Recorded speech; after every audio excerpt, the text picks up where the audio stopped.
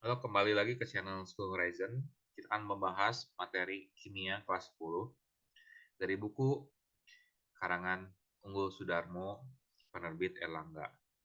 Judulnya bab pertama, kimia di sekitar kita. Berikut adalah tujuan pembelajaran dari bab ini. Kita akan menelaah dan menerapkan metode ilmiah sebagai salah satu metode kerja dalam ilmu kimia. Kata kuncinya ada gas rumah kaca, kimia hijau, metode ilmiah, dan nanoteknologi. Ilmu kimia dan peranannya. Ilmu kimia adalah ilmu yang mempelajari struktur dan sifat materi atau zat dan energi yang menyertai perubahan-perubahan tersebut. Yang erat kaitannya dengan bahan kimia, contohnya misalkan bahan pembersih, sabun atau deterjen, kosmetika, pasta gigi, dan lain-lain.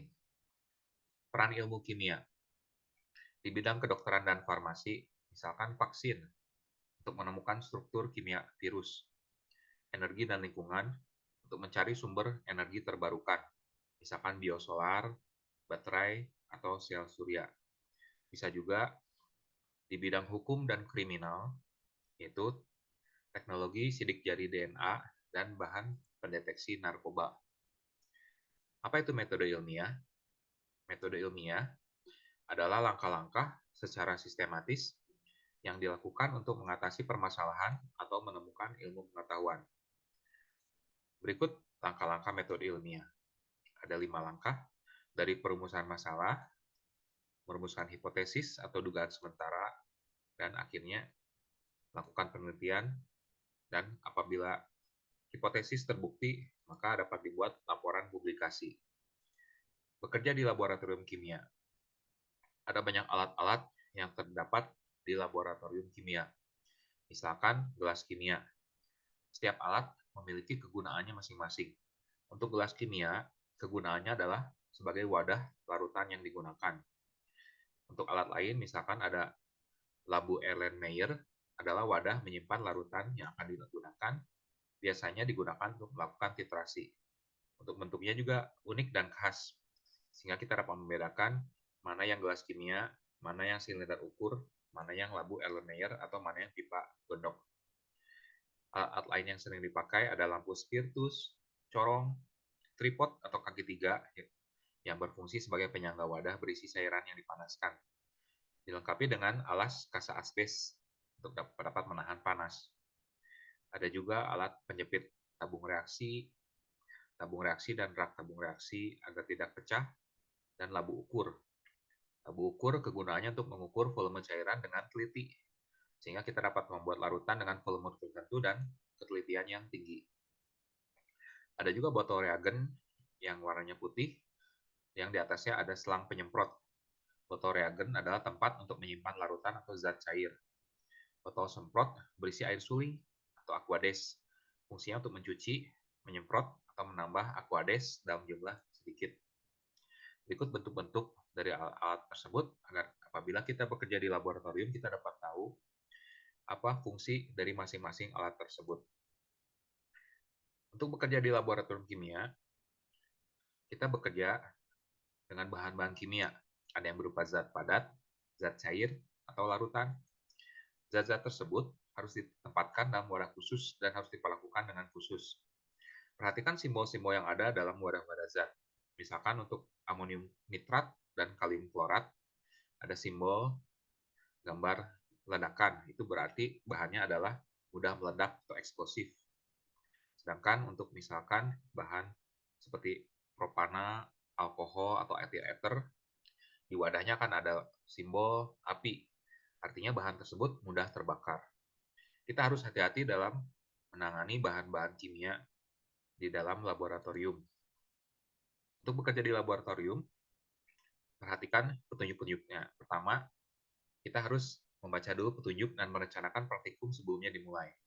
Kita menggunakan peralatan kerja untuk keamanan kita sendiri, misalkan kacamata, jas praktikum, sarung tangan, dan sepatu tertutup. Untuk gerakan kimia hijau atau green chemistry, dimulai pada tahun 1998 dari Paul T. Anastas dan John C. Warner mengembangkan prinsip yang dijadikan sebagai panduan dalam mengelola zat kimia dalam proses industri dan seluruh aspek yang terkait dengan zat kimia yang dikenal dengan gerakan kimia hijau. Apa itu gerakan kimia hijau? Yaitu upaya untuk merancang proses kimia untuk menghilangkan penggunaan dan pembentukan zat-zat berbahaya. Jadi prinsip dari kimia hijau adalah untuk memaksimalkan efisiensi, meminimalkan zat-zat yang terbuang, meminimalkan bahaya dari proses-proses kimia. Ada 12 prinsip kimia hijau. Yang pertama, pencegahan limbah. Yang kedua, manajemen atom yang baik. Ketiga, keempat, kelima. Yang keenam, kurangi produk turunan yang tidak perlu. Berikut dapat dibaca satu persatu ke-12 prinsip dari kimia hijau yang diterapkan oleh leluhur kita tersebut. Kemudian, penerapan kimia hijau, kita ingat bahwa proses kimia melibatkan interaksi antara bahan kimia dengan kimia lain, sehingga membentuk zat baru. Ini banyak terjadi pada lingkungan industri. Beberapa masalah dalam industri, misalkan, untuk zat perkloroetilena adalah pelarut dry cleaning. Ternyata pelarut tersebut bersifat karsinogen atau pemicu kanker pada manusia. Untuk bahan soda kaustik atau natrium hidroksida dan natrium sulfida, ternyata tugasnya adalah sebagai pemutih dalam pembuatan kertas putih, ternyata menghasilkan limbah berbahaya.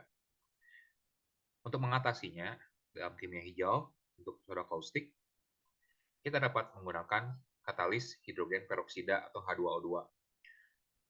Fungsinya untuk mengoksidasi proses pemutihan kertas sehingga tidak berbahaya dan lebih efisien. Masalah-masalah dalam industri yang lain, misalkan pada pemadam api konvensional akan menghasilkan busa atau foam yang mengandung bahan beracun yang dapat mencemari air dan merusak ozon.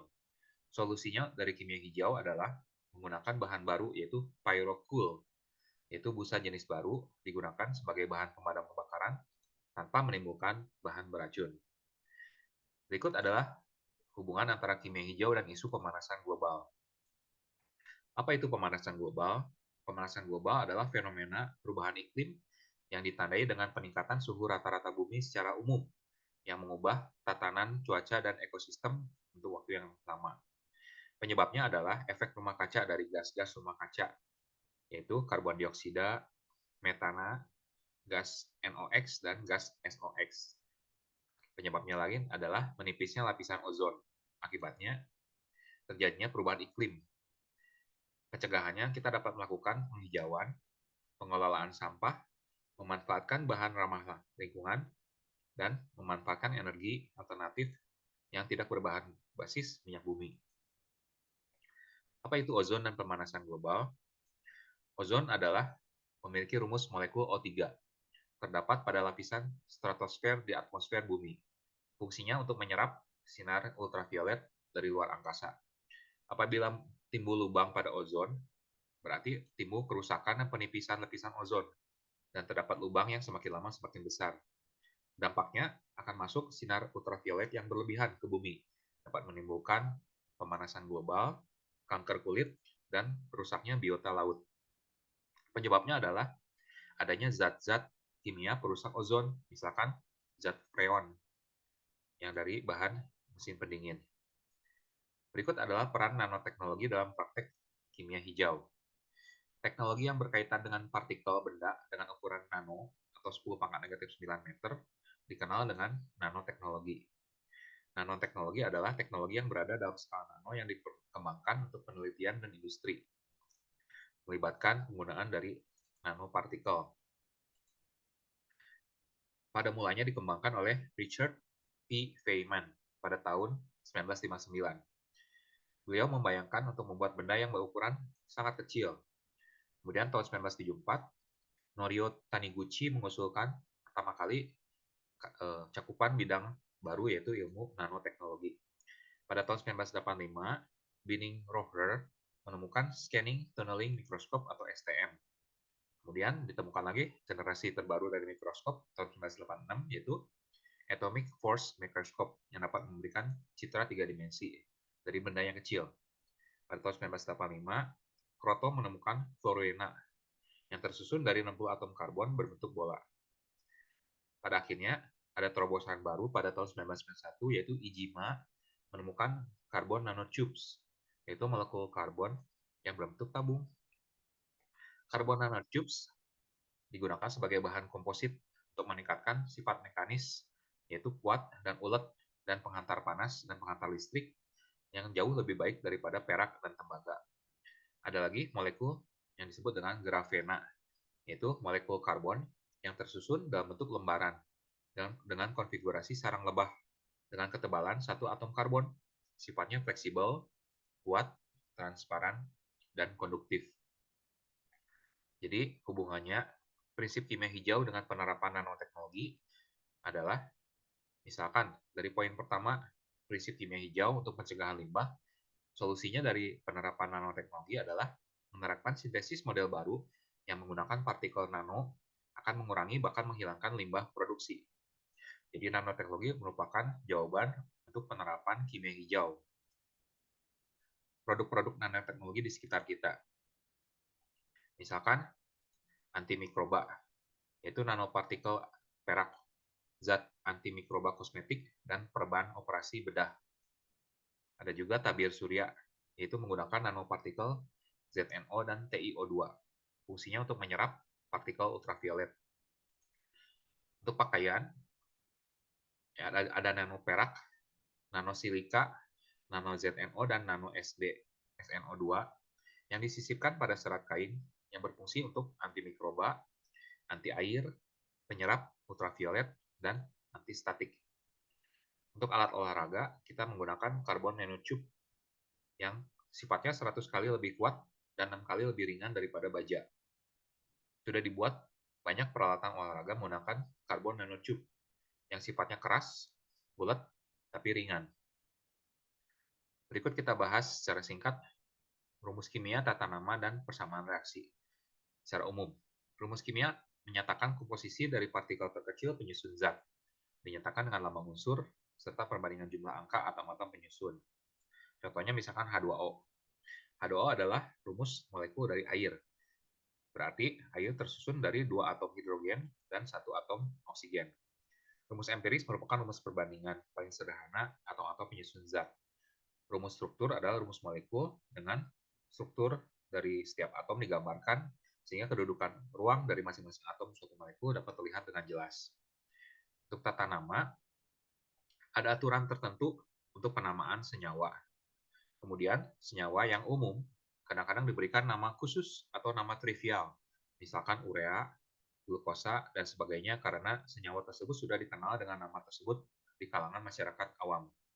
Untuk pemberian nama UPEC diatur oleh Badan International Union of Pure and Applied Chemistry oleh semua negara untuk menganjurkan keseragaman nama untuk yang berlaku untuk di semua tempat.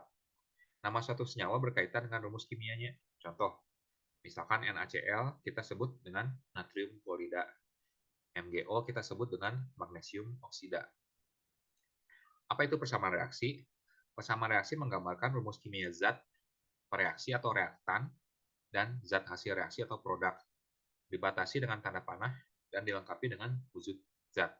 Contoh yang sederhana, misalkan kita punya batu kapur atau kalsium karbonat, wujudnya padat, dicampurkan dengan asam klorida, wujudnya larutan, akan menghasilkan garam kalsium klorida, larutan, gas, uap air, dan uap air larutan. Ini adalah persamaannya. Zat-zat di sebelah kiri adalah zat reaktan. Zat sebelah kanan, tanda panah adalah produk atau hasilnya. Angka di depan rumus molekul merupakan koefisien, jadi seberapa banyak molekul yang ikut dalam tahap reaksi tersebut.